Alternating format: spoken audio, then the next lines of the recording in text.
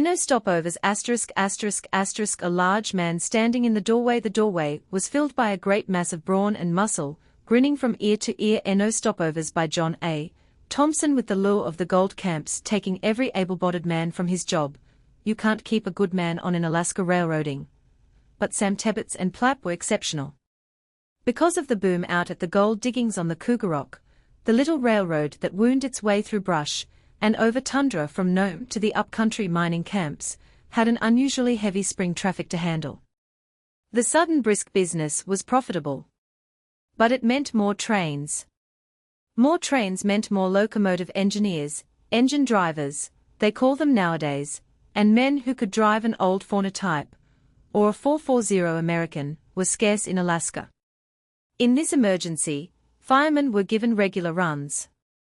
Every callboy and roundhouse sweeper husky enough to lift a slice bar was set to work firing. Still the road was short-handed. The new engineers had a disconcerting habit of deserting. The minute they pulled into the terminal yards up on the Cougarock, they would steal a pick and shovel from the maintenance department and duck out for the gold-bearing creeks 2 miles out of town. One absconding brakeman had the brass to stake out his mining claim, with signal flags swiped from the road before he left. Worried over operating conditions, haggard from loss of sleep, the general superintendent bent over the morning reports in his office down at Nome. Suddenly he looked up as the door opened a few inches. One of the oddest specimens of humanity he had ever cast eyes on sidled through the narrow aperture, and coughed to attract attention. For 10 silent seconds the super stared at the man in amazement.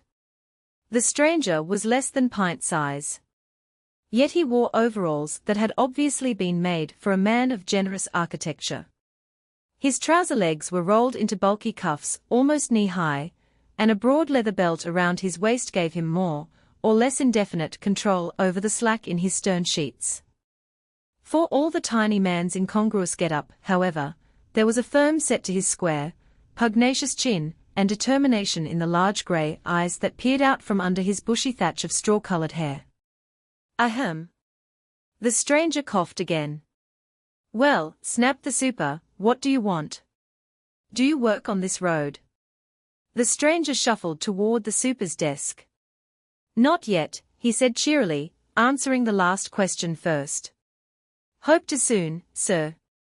Name is Tebbets, Sam Tebbets. Glad to meet you. Press the flesh. Sam thrust out his hand. Before the super realized what he was doing, he had stood up and shaken hands with the man. Almost instantly he sat down again, with uncomfortable abruptness, angry at himself and the smiling stranger. If it's a job you're looking for, I'm not the man you want to see. I don't hire the bohunks. Sam Tebbets ain't no bohunk, mister. Sam bristled like a fighting cock, and there was an unexpected quality in his voice that made the super sit upright. He's an engineer. It was the first time in 3 weeks that the super had had a really good laugh for himself. He leaned back in his chair and rocked with merriment. A what? An engineer? You? Ho ho ho. Sam flushed crimson as he dug down deep into a back pocket and pulled forth a packet of thumb-marked credentials, which he flung angrily on the desk in front of the super. Sam Tebbets ain't no liar, either, he declared. The super picked up the papers and began studying them with growing interest. Evidently the man was right. He was an engineer, a good one too. What did you come up to Nome for? Asked the super, suspicious still of the comic strip character that had walked into his office. To go gold mining, answered Sam promptly. I thought so. The super sighed. If it's just free transportation to the Cougarock that you are looking for, I'll write you out a pass. It's easier in the end. I'm through hiring drifters that take a run or two and then jump the train at the other end of the line. 7 engineers have deserted me this week. Sam Tebbets ain't that kind. The super grunted. He was still doubtful of this shock-headed lad, but he needed men badly. The crowd up here is pretty rough. Apt to rag hell out of you. Guess I can take care of myself. Sam stuck out his jaw and clenched his fists, following which demonstration of belligerency he shadowboxed around the super's desk for a few seconds. He wound up the demonstration with a vicious uppercut to the empty air. "When do I start?" "Mr. Tebbets," said the super calmly, "I'll start you right now, but only if you'll agree to stick with the road all season. Your wages will be paid when we close down for the winter. In the meantime, I'll see that your food and board bills are taken care of." "Suits me," said Sam. "Press the flesh." This time the super declined the proffered hand. With a wave of his hand he indicated that he considered the matter closed. "Ahem."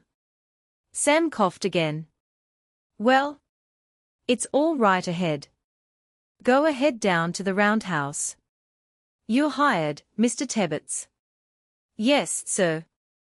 But I'd like a job for my pal too. He's a fireman." "Fired for me 8 years, sir." "Good man. Dutch. Steady worker. Name's Plapp. Sidem Plapp. Well, where is he?" The super looked about the office in astonishment. "He's here," said Sam. "Plapp. Hey, Plapp. Come on in. Meet the super. He's regular.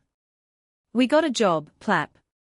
Again the office door opened quietly, and this time the doorway was filled by a great mass of brawn and muscle, grinning from ear to ear.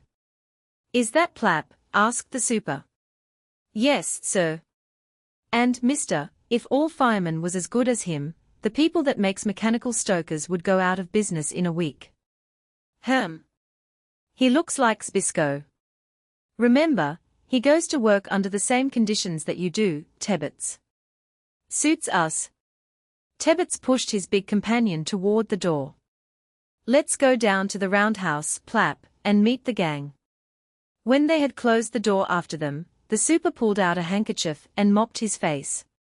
"Phew," he muttered, "if the road don't go plumb to pot with that team o' galoots working on it, I'm crazy. Lucky for them they hit me when I was short-handed." The super had barely settled down to resumption of his morning's work when the roundhouse foreman and a man from the dispatcher's office rushed into this sanctum within 10 seconds of each other, each with the same breathless request. "Any more medical stores up here? Liniment, gauze bandages, sticking plaster."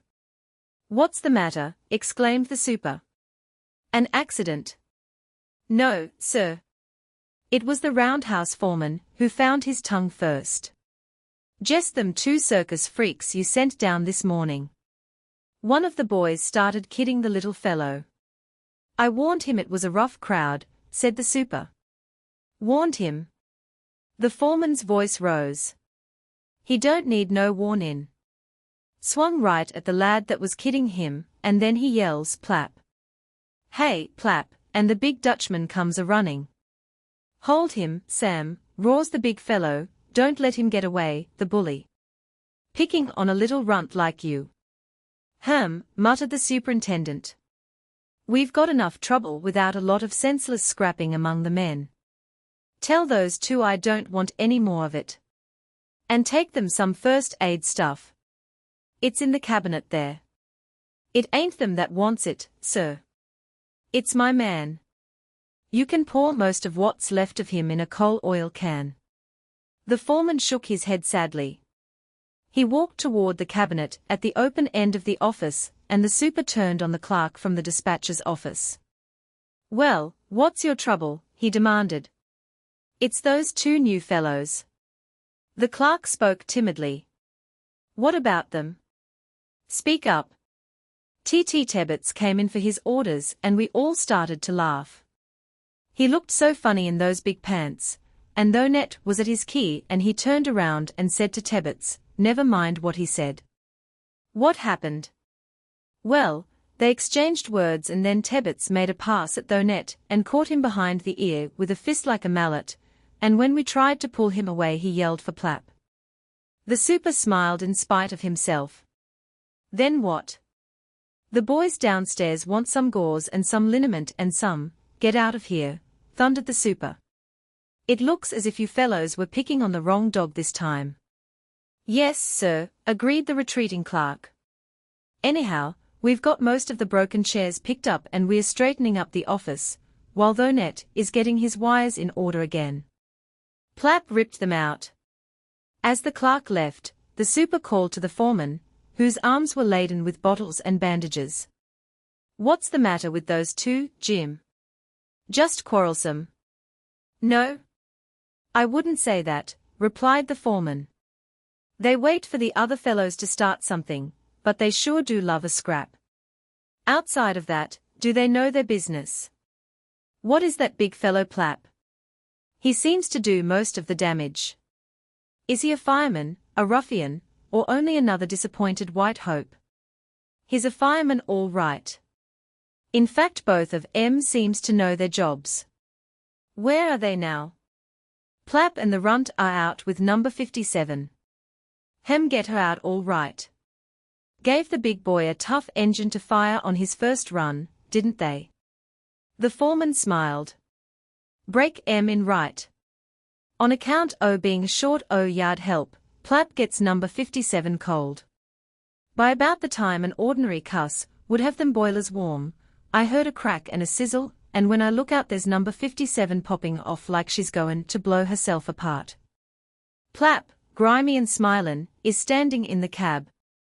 He has his sleeves rolled up and he looks like he was goin' to pick his teeth with the slice bar he's playing with. He paused. Go ahead, said the super. I want to know how number 57 got away on time for the first time in 3 weeks.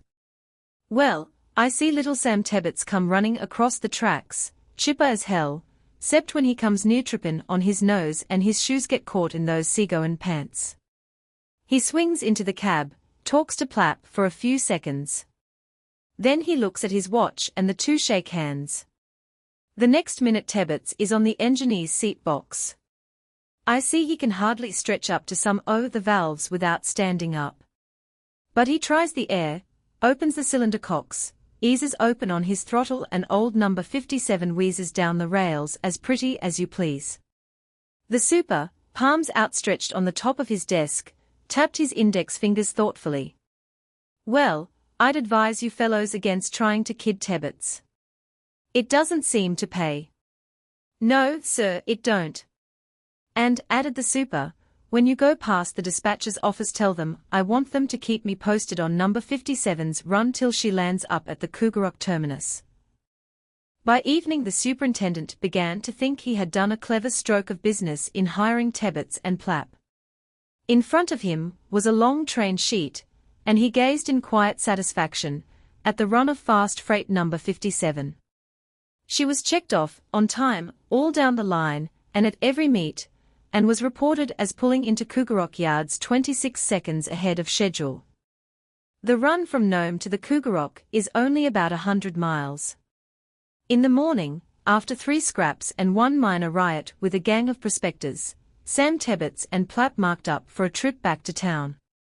They were given number 12, with a string of empties to be rolled into the freight yards at Nome. Sam was delayed by a brief passage of arms with the Cougarock dispatcher, whom he advised to let somebody wash his ears and make a good job of it. Then turning a deaf ear to an impassioned request for a lock of his hair to patch the station doormat with, he bolted for his engine, stuffing his orders into his pocket as he ran. He stumbled up into the cab, tripped over a coal shovel, and would have pitched himself through the open firebox door, had not Plapp reached out a strong hand and jerked him back by the seat of his pants. It's a wonder to me, Sam, said Plapp, talking like a father to an errant offspring, that you wouldn't buy yourself a set o' overalls o' your own, instead of wearing mine. Sam made a face like a man with a mouthful of hair, and started down the tracks with a jerk. If you'd keep them shovels and truck off the floor plates, an engineer could come aboard his own cab without breaking his neck, he snorted. Tebbets rattled across the yard switches and out onto the single-track main line. There was a downgrade with a few curves in it for the first few miles, and Sam let his empties breeze along at a fast clip. For a while he and Plapp said nothing to each other. Sam pulled his train order flimsy from his pocket, and reread it for certainty's sake. I see, he said, turning to Plapp, who was staring idly out the left-hand window, where we got a lot o' meets this run. Ptarmigan Gulch, Moonglow, the turnout by Cooley's Bend. Mostly passenger trains coming up, too. Them miners sure are pilin' into the Cougarok country. Yeah, assented Plapp truculently. And I thought we come up here to find us a gold mine. The first thing you do like a bone dome, is get us a job, with a contract, where we can't quit to go prospectin'.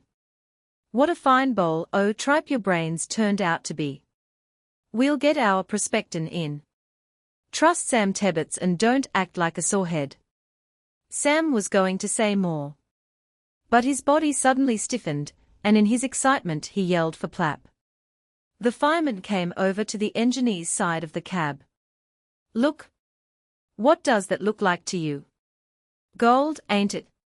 Tebbets was pointing to several boulders lying on the hillside. Bright specks in the rocks glistened beneath the rays of the morning sun. Maybe them shiny bits is gold, agreed Plapp. They're yellow. Yeah, Plapp. We're millionaires, shouted Sam, closing his throttle. There was an ear-rending bangity-clank, as the engineer jammed on his air brakes. The empties rocked and cascaded to an abrupt stop. Sam leaped from the cab, and, with one hand holding his trousers up, sprinted for the nearest boulder. Plapp followed, a fair imitation of an elephant in full flight. Back in the caboose a startled conductor and a brakeman found their quiet game of casino rudely interrupted. They dashed for the rear platform together, wondering what was up. Number 12 was as still as an empty tomb, motionless as the hills themselves.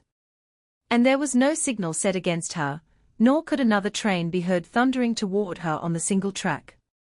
The brakeman tilted his cap on the back of his head. What the hell, he muttered. There they are. The conductor spotted the running pair first. Look. The big fella is chassin' the little one down the hill. Wonder what happened. He beckoned to the brakeman. Take the flags and go on back along the track in case something may be coming along. I'll go down and see what the trouble is. The conductor caught up with Sam and Plapp when they stopped beside one of the boulders. The two were in the midst of an argument when he arrived. Well, it's yellow, ain't it? And it shines, don't it? How do you know it ain't gold? Said Sam. Yeah, said Plapp, still unconvinced, but, me I. Hey, conductor, look what we found. Gold? Plapp and me are rich. We are all rich. Press the flesh. Sam put forth his hand, but the conductor remained unreceptive to the suggestion. What's the matter with you guys? Crazy. That ain't gold, it's yellow mica. See? The conductor pried some of the glittering mineral from the rock and split it into small, thin leaves with his thumbnail. Yep. It's mica, said Sam crestfallen. Sorry, boys, my mistake. However, the conductor wasn't through. He turned on Sam angrily. What's the idea of stopping your train like that? Who wants to know? Sam thrust forth his chin temptingly, and the conductor landed one on the button that sent the little man reeling to the ground. Plapp. Hey, Plapp, moaned Sam. You seen him hit me. Where are you? Letting that guy hit a little fella like me. Plapp studied the situation for a solemn moment. You told me that stuff was gold, he said slowly to Sam. You had it coming for lying to me thataways. Then he turned toward the conductor, and the light of battle suddenly blazed in his eyes. Still and all, it's a hell of a thing to hit a little runt like Sam so hard as you did, you big bum. He stepped up close to the conductor. Still rubbing his chin, Sam sat up to watch the fray and give some unnecessary advice to Plapp. In spite of his size, Plapp, once he was aroused, swung his fists as fast as greased lightning. He could handle his dukes like a professional. And he believed in making his battles as brief as possible. Sam helped Plapp drag the wilted form of the conductor back to the train. They called in the brakeman, stowed the conductor in the caboose, and having suggested that a little raw beef would take the swelling out of his fast-closing left eye, went forward and climbed into the engine cab together. That was the beginning of Sam's wayside prospecting. 7 times on the trip to Nome he pulled up his train with a jerk and cut wildly across the scenery, followed by the faithful Plapp. 5 times investigation proved that it was Micah that had misled him. Twice chunks of the brassy iron parietes caught his eye. Sam rocked into his destination 2 hours late. Moreover, his loitering had made him late at several meets, and as a result the northbound schedule of trains to the Cougar Rock had been seriously disturbed. All along the line, the road cursed number 12.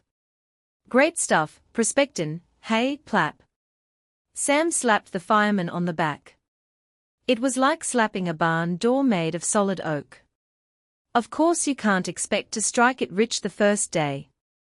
But I'm goin' to buy me a gold pan tonight. We'll do the country proper tomorrow. But the train? We ain't quittin', are we? Just poussin' on our way. No harm in that, is there? Say, I been held up for hours at a time, lots o' times, by the operating department. Anyhow, we come to Alaska to go prospectin', and we're goin' to do it, ain't we?" Plapp nodded. Sam stuck out his hand. "Press the flesh, kid." The little man and his big companion struck out across the tracks for a lunch wagon, with the sign "Eat" displayed in large letters over the center sliding door. For a week Sam prospected on the fly and ran his trains late. Only the road's extreme need of men enabled him to hold his job. He was called in and bawled out by everybody from the old man himself on down. He was threatened. He was pleaded with. It was no use. Sam had set his heart on prospecting. The general superintendent sent for Tebbets one morning. Aside from his loitering by the wayside to go gold hunting, Sam was a good engineer. The super could ill afford to lose him. "Tebbets," he said sharply, "this independent prospecting of yours is throwing the operation of the line all out of plumb. I won't have it. I want you to stop it." "Well, I ain't quit and left you stranded with a train up at the Cougar Rock, like Bennett did last night, have I?" said Sam defensively. "Me and Plapp has got a claim staked just off the switch at Cooley's Bend.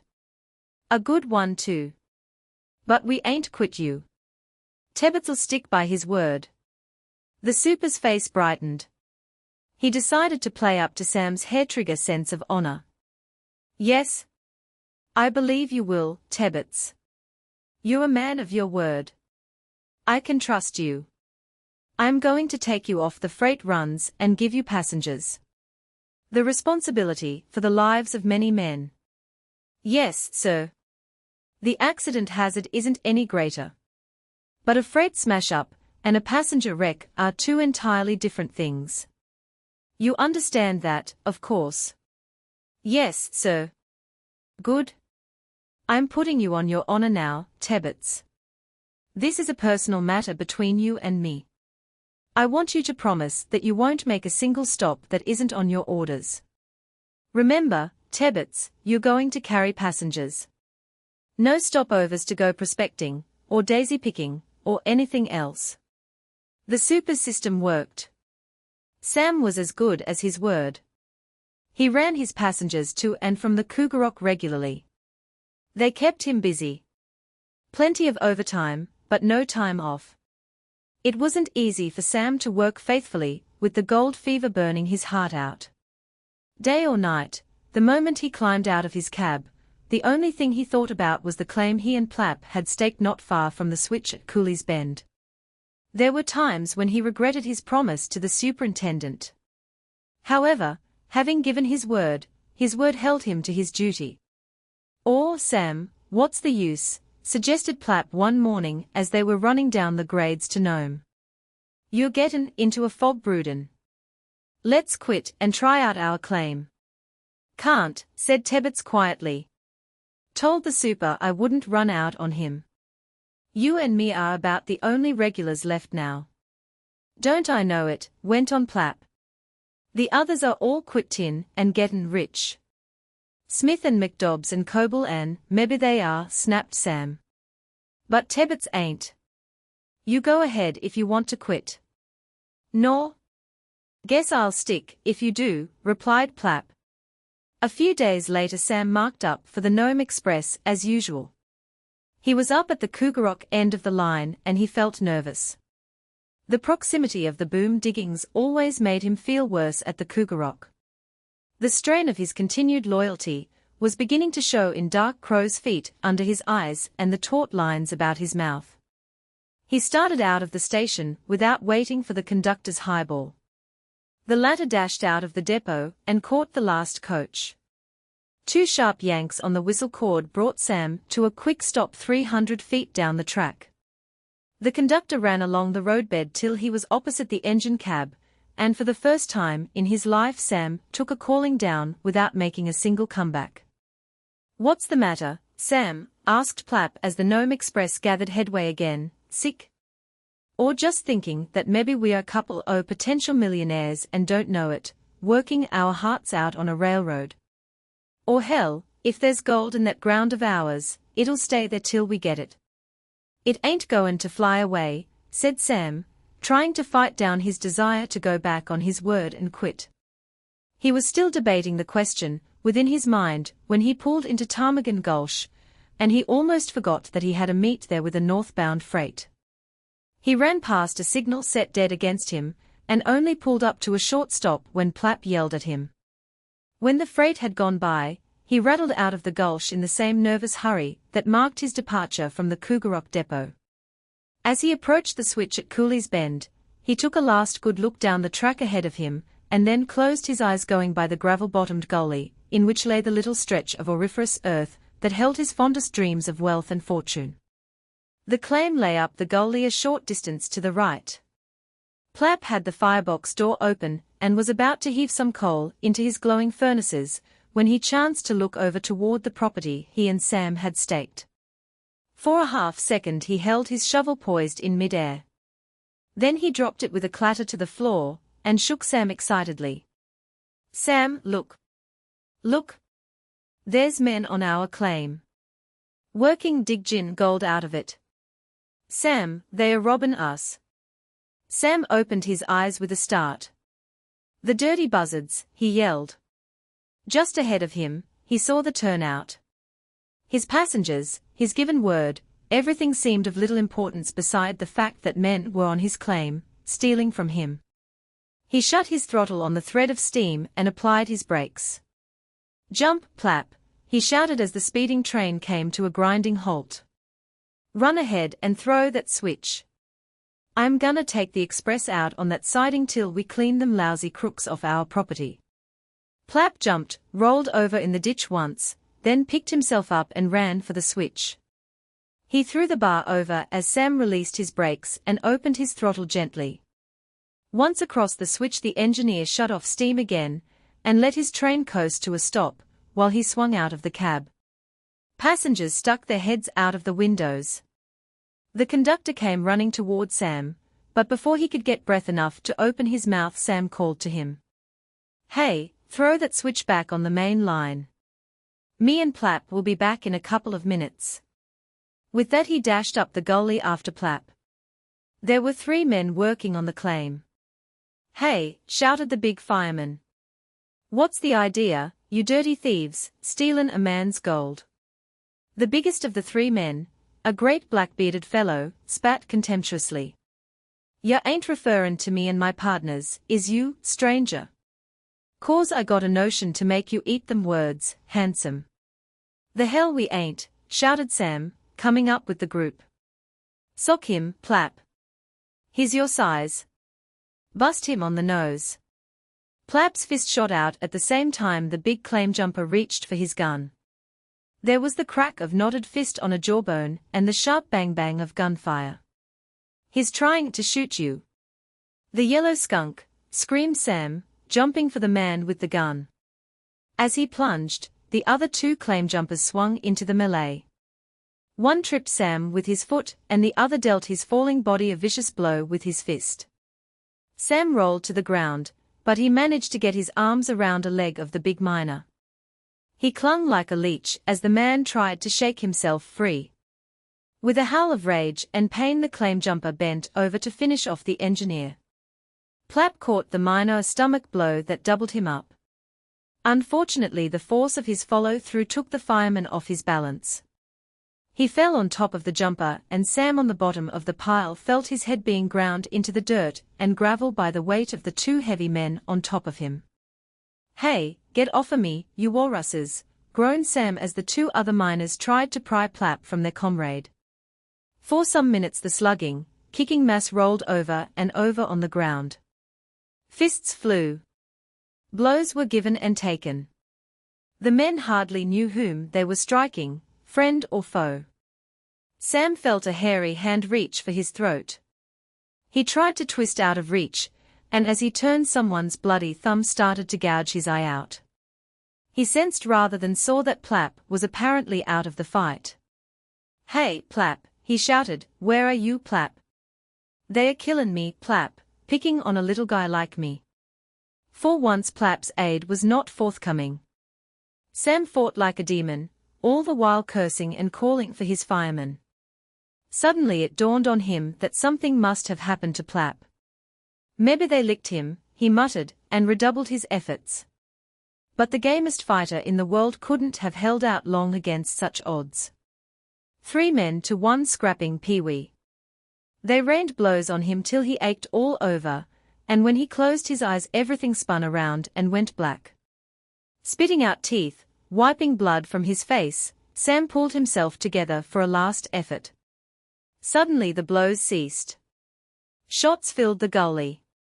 2 of the claim jumpers started to run. As the third started to follow them, Sam reached out and clutched at a corduroy-trousered leg. He hung on, though he was dragged 20 yards before his prisoner came to a halt at the sharp command, "Stick 'em up." Sam lifted his head weakly. "I got him, Plapp," he murmured. Then he looked around him. Plapp wasn't there. Just a whole crowd of passengers from his train. He recognized the conductor and some trainmen. "You done a good job there, little fella," said one of the miners, coming over and helping Sam to his feet. "These birds have been jumpin' claims all over the Cougarrock. The marshal will be mighty glad to see them." "Yeah," said Sam without interest. "Where's Plapp?" The man pointed toward another group of people a few yards away. "You mean the fireman?" "Oh, he'll pull through. The doc is looking after him."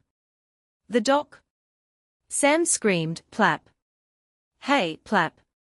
While some of the miners marched the claim jumpers back to the train, Sam dashed over toward those who had gathered around Plapp. "What's the matter, Doc?" he shouted. "Nothing serious. 3 flesh wounds. Various parts of his anatomy. He says he got them when the fight started. When the big fellow pulled the gun on him first." "Well, hey, Plapp, you're aces. Press the flesh, kid." The fireman, weak from loss of blood, held out a limp hand and tried to sit up. Willing hands braced his back. "Them dirty skunks," mumbled Plapp, "trying to steal a claim from a little runt like you." "Yeah," agreed Sam slowly, "you fixed 'em. But they made a liar out o' me. Guess my no-stopover record is plumb shot to hell now." Suddenly the rumble of a train held everybody spellbound. It was coming northbound, up the tracks towards the Cougarrock. With a roar it thundered around the bend and rocked past the deserted Nome Express, safe on the siding. Sam looked up blankly. The conductor was standing beside him. "What in blazes," he exclaimed, "we ain't got a meet at this turnout." He pulled his orders from his inside pocket and scanned them carefully.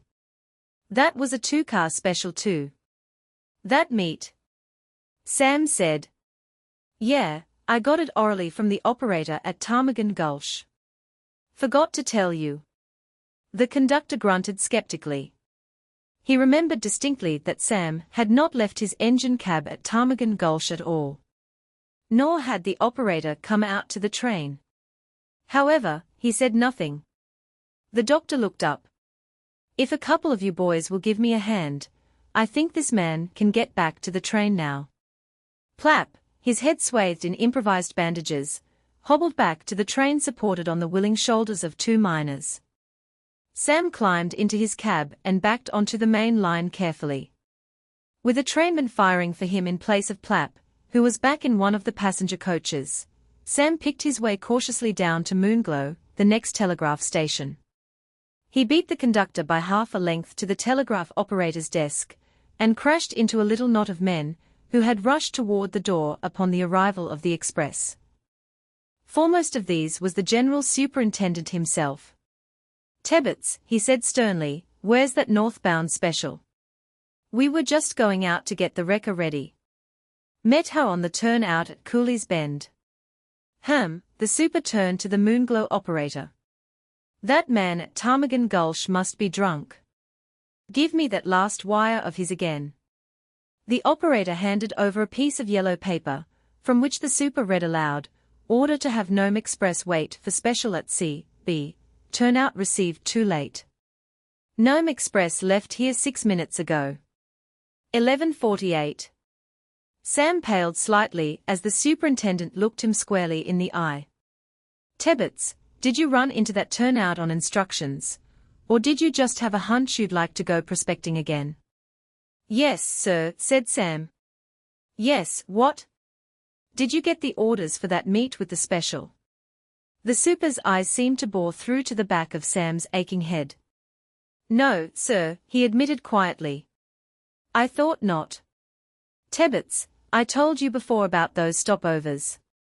In this case you happened to be fortunate. Avoided a wreck probably. But you must run according to orders. I'm sorry. I'll have to punish you as I said I would for that non-scheduled stopover. You're fired." "Yes, sir," replied Sam, edging slowly towards the door. "But can I finish the run? I'd like to get Plapp down to Nome first, to the hospital." The super relaxed. "You may." Tebbets started back to his train. "Wait a minute," called the super, "I haven't finished yet.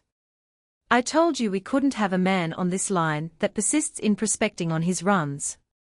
Still, you avoided a wreck. You probably saved the lives of many men. We can't afford to lose a man like you, either. After you get into Nome, come around in the morning. Come into my office. I'll give you another run. But first you'll get a 2 weeks vacation with pay, to work on that claim of yours at the Bend. Of course you'll have to cut out stopovers. No pledge, or promise, or anything like that. Just your word, Tebbets. Okay. Press the flesh." And to Sam's surprise the superintendent gripped his palm. Transcriber's note: this story appeared in the May 5, 1929 issue of Argosy All-Story Weekly.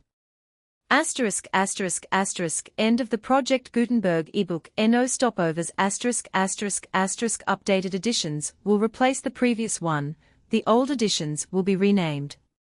Creating the works from print editions not protected by U.S. copyright law means that no one owns a United States copyright in these works. So the Foundation, and you, can copy and distribute it in the United States without permission, and without paying copyright royalties. Special rules, set forth in the general terms of use part of this license, apply to copying and distributing Project Gutenberg electronic works, to protect the Project Gutenberg concept and trademark. Project Gutenberg is a registered trademark, and may not be used if you charge for an ebook, except by following the terms of the trademark license, including paying royalties for use of the Project Gutenberg trademark. If you do not charge anything for copies of this ebook, complying with the trademark license is very easy. You may use this ebook for nearly any purpose, such as creation of derivative works, reports, performances, and research. Project Gutenberg ebooks may be modified and printed and given away. You may do practically anything in the United States with ebooks not protected by U.S. copyright law. Redistribution is subject to the trademark license, especially commercial redistribution. Full license. The full Project Gutenberg license. Please read this before you distribute, or use this work to protect the Project Gutenberg mission of promoting the free distribution of electronic works, by using or distributing this work, or any other work associated in any way with the phrase Project Gutenberg, you agree to comply with all the terms of the full Project Gutenberg license available with this file, or online at www.gutenberg.org/license. Section 1. General Terms of Use and Redistributing Project Gutenberg Electronic Works 1.a. By reading or using any part of this Project Gutenberg electronic work, you indicate that you have read, understand, agree to and accept all the terms of this license and intellectual property, trademark or copyright agreement. If you do not agree to abide by all the terms of this agreement, you must cease using and return or destroy all copies of Project Gutenberg electronic works in your possession. If you paid a fee for obtaining a copy of or access to a Project Gutenberg electronic work, and you do not agree to be bound by the terms of this agreement, you may obtain a refund from the person or entity to whom you paid the fee as set forth in paragraph 1.e.8. 1.b.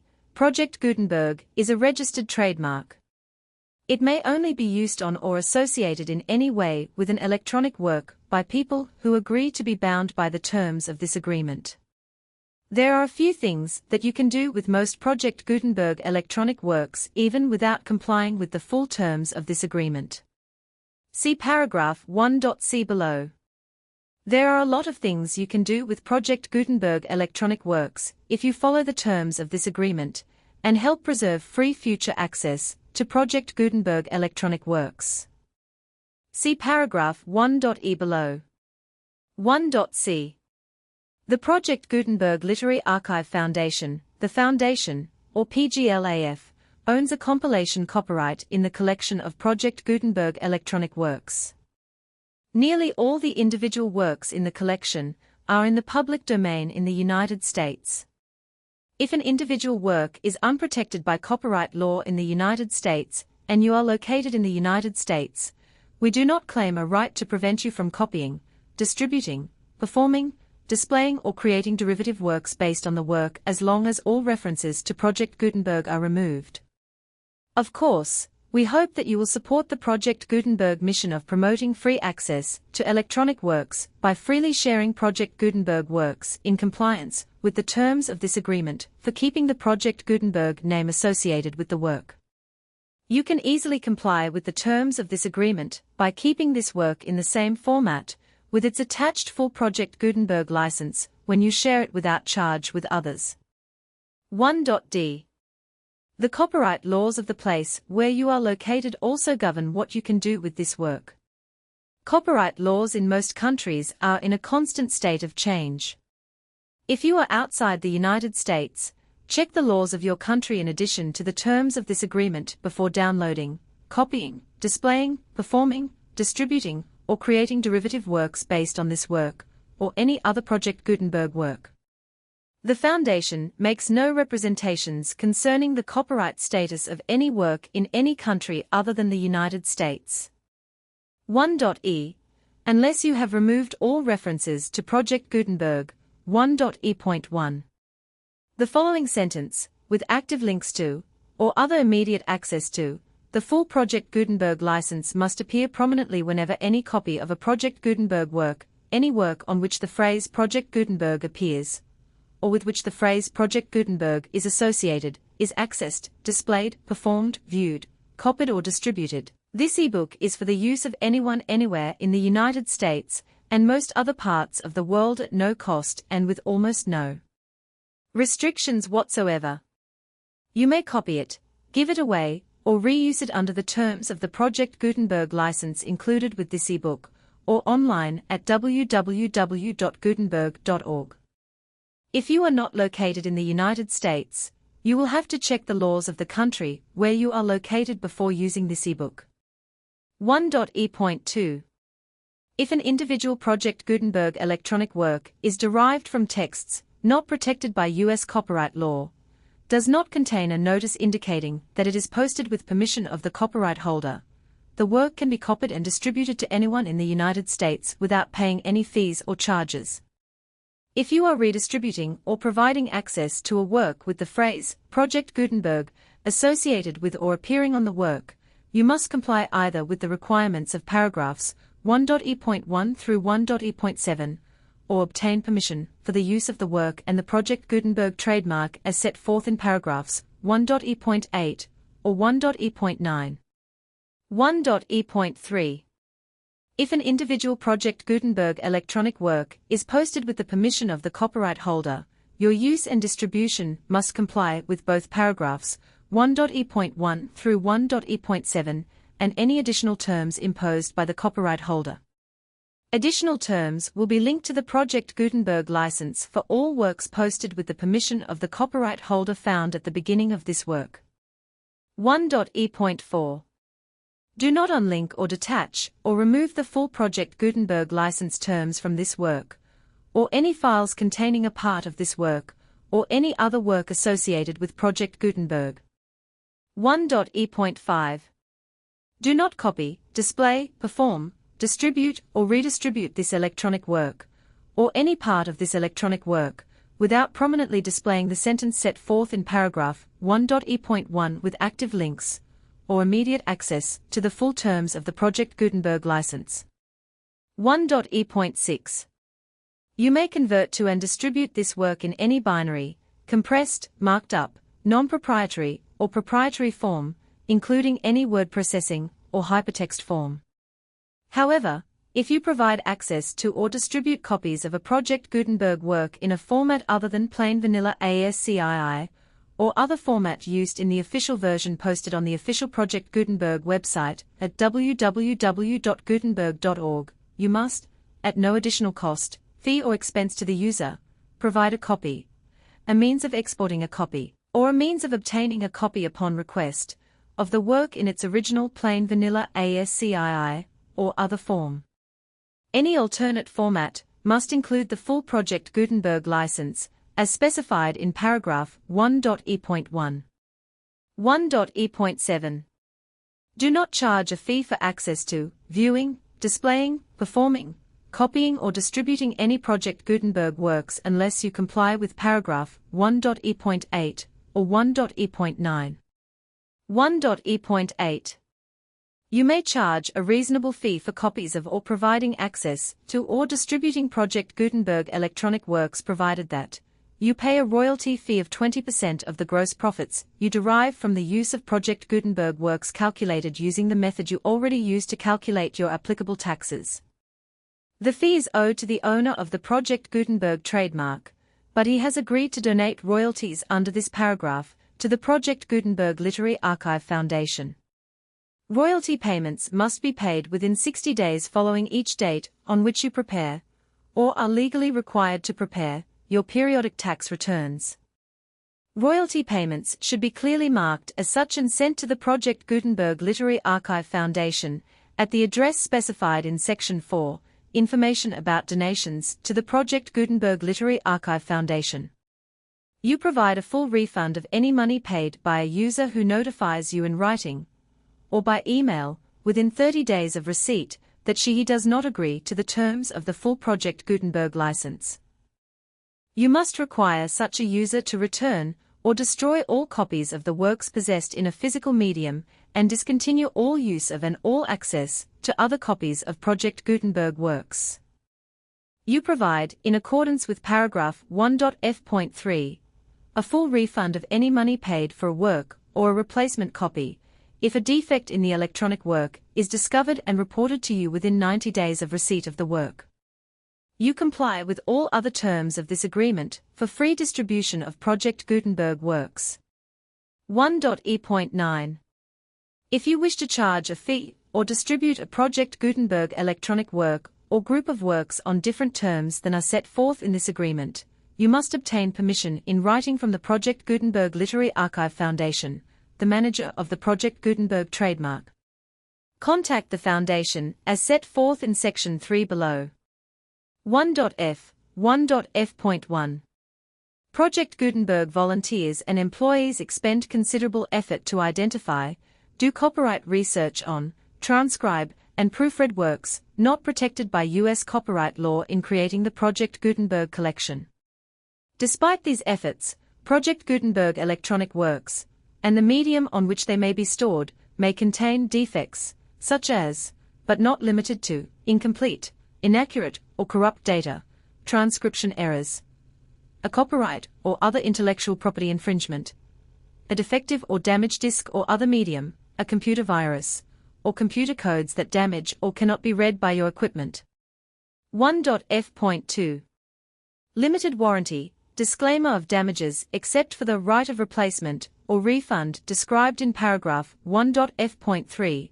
The Project Gutenberg Literary Archive Foundation, the owner of the Project Gutenberg trademark, and any other party distributing a Project Gutenberg electronic work under this agreement, disclaim all liability to you for damages, costs and expenses, including legal fees.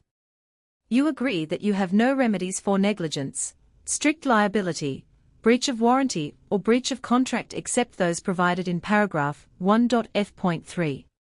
You agree that the Foundation, the trademark owner, and any distributor under this agreement will not be liable to you for actual, direct, indirect, consequential, punitive or incidental damages even if you give notice of the possibility of such damage. 1.f.3 Limited right of replacement or refund. If you discover a defect in this electronic work within 90 days of receiving it, you can receive a refund of the money, if any, you paid for it by sending a written explanation to the person you received the work from. If you received the work on a physical medium, you must return the medium with your written explanation. The person or entity that provided you with the defective work may elect to provide a replacement copy in lieu of a refund. If you received the work electronically, the person or entity providing it to you may choose to give you a second opportunity to receive the work electronically in lieu of a refund. If the second copy is also defective, you may demand a refund in writing without further opportunities to fix the problem. 1.f.4 Except for the limited right of replacement or refund set forth in paragraph 1.f.3, this work is provided to you as is, with no other warranties of any kind, express or implied, including but not limited to warranties of merchantability or fitness for any purpose. 1.f.5 Some states do not allow disclaimers of certain implied warranties, or the exclusion or limitation of certain types of damages. If any disclaimer or limitation set forth in this agreement violates the law of the state applicable to this agreement, the agreement shall be interpreted to make the maximum disclaimer or limitation permitted by the applicable state law. The invalidity or unenforceability of any provision of this agreement shall not void the remaining provisions. 1.f.6 Indemnity. You agree to indemnify and hold the Foundation, the trademark owner, any agent or employee of the Foundation, anyone providing copies of Project Gutenberg electronic works in accordance with this agreement, and any volunteers associated with the production, promotion and distribution of Project Gutenberg electronic works, harmless from all liability, costs and expenses, including legal fees, that arise directly or indirectly from any of the following which you do or cause to occur. A. Distribution of this or any Project Gutenberg work. B. Alteration, modification, or additions or deletions to any Project Gutenberg work. And C. Any defect you cause. Section 2. Information about the mission of Project Gutenberg. Project Gutenberg is synonymous with the free distribution of electronic works in formats readable by the widest variety of computers, including obsolete, old, middle-aged and new computers. It exists because of the efforts of hundreds of volunteers and donations from people in all walks of life. Volunteers and financial support to provide volunteers with the assistance they need are critical to reaching Project Gutenberg's goals and ensuring that the Project Gutenberg collection will remain freely available for generations to come. In 2001, the Project Gutenberg Literary Archive Foundation was created to provide a secure and permanent future for Project Gutenberg and future generations. To learn more about the Project Gutenberg Literary Archive Foundation and how your efforts and donations can help, see sections 3 and 4 and the Foundation information page at www.gutenberg.org. Section 3. Information about the Project Gutenberg Literary Archive Foundation. The Project Gutenberg Literary Archive Foundation is a non-profit 501(c)(3) educational corporation organized under the laws of the state of Mississippi and granted tax-exempt status by the Internal Revenue Service. The Foundation's EIN, or Federal Tax Identification Number, is 64-6221541. Contributions to the Project Gutenberg Literary Archive Foundation are tax-deductible to the full extent permitted by U.S. federal laws and your state's laws. The Foundation's business office is located at 809 North 1500 West, Salt Lake City, Utah, 84116, 801-596-1887. Email contact links and up-to-date contact information can be found at the Foundation's website and official page at www.gutenberg.org/contact section 4. Information about donations to the Project Gutenberg Literary Archive Foundation. Project Gutenberg depends upon and cannot survive without widespread public support and donations to carry out its mission of increasing the number of public domain and licensed works that can be freely distributed in machine-readable form accessible by the widest array of equipment, including outdated equipment. Many small donations, $1 to $5,000, are particularly important to maintaining tax-exempt status with the IRS. The Foundation is committed to complying with the laws regulating charities and charitable donations in all 50 states of the United States. Compliance requirements are not uniform, and it takes a considerable effort, much paperwork, and many fees to meet and keep up with these requirements. We do not solicit donations in locations where we have not received written confirmation of compliance. To send donations or determine the status of compliance for any particular state, visit www.gutenberg.org/donate. While we cannot and do not solicit contributions from states where we have not met the solicitation requirements, we know of no prohibition against accepting unsolicited donations from donors in such states who approach us with offers to donate. International donations are gratefully accepted, but we cannot make any statements concerning tax treatment of donations received from outside the United States. U.S. laws alone swamp our small staff. Please check the Project Gutenberg web pages for current donation methods and addresses. Donations are accepted in a number of other ways, including checks, online payments, and credit card donations. To donate, please visit www.gutenberg.org/donate. Section 5. General information about Project Gutenberg Electronic Works. Professor Michael S. Hart was the originator of the Project Gutenberg concept of a library of electronic works that could be freely shared with anyone. For 40 years, he produced and distributed Project Gutenberg ebooks with only a loose network of volunteer support. Project Gutenberg ebooks are often created from several printed editions, all of which are confirmed as not protected by copyright in the U.S. unless a copyright notice is included. Thus, we do not necessarily keep ebooks in compliance with any particular paper edition. Most people start at our website, which has the main PG search facility, www.gutenberg.org. This website includes information about Project Gutenberg, including how to make donations to the Project Gutenberg Literary Archive Foundation, how to help produce our new ebooks, and how to subscribe to our email newsletter to hear about new ebooks.